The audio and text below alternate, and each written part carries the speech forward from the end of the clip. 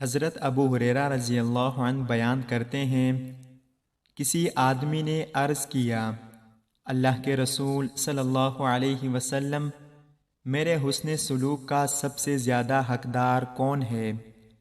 آپ صلی اللہ علیہ وسلم نے فرمایا، تیری والدہ۔ اس نے عرض کیا، پھر کون؟ آپ صلی اللہ علیہ وسلم نے فرمایا، تیری ماں۔ اس نے عرض کیا، پھر کون؟ آپ صلی اللہ علیہ وسلم نے فرمایا، تیرا باپ۔ ایک دوسری روایت میں ہے، آپ صلی اللہ علیہ وسلم نے فرمایا، تیری ماں، پھر تیری ماں، پھر تیری ماں، پھر تیرا باپ، پھر تیرا قریبی رشتہ دار، پھر اس سے کم قریبی رشتہ دار۔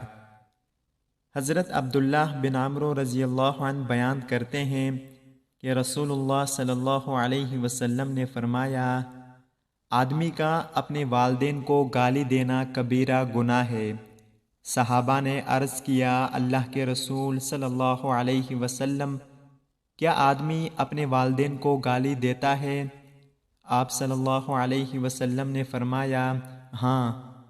وہ کسی آدمی کے والد کو گالی دیتا ہے تو بدلے میں وہ اس کے والد کو گالی دیتا ہے، اور یہ اس کی ماں کو گالی دیتا ہے تو بدلے میں وہ اس کی ماں کو گالی دیتا ہے۔ حضرت انس رضی اللہ عنہ بیان کرتے ہیں کہ رسول اللہ صلی اللہ علیہ وسلم نے فرمایا، جو شخص یہ پسند کرتا ہے کہ اس کا رزق فراخ کر دیا جائے اور اس کی عمر دراز کر دی جائے تو وہ صلہ رحمی کرے۔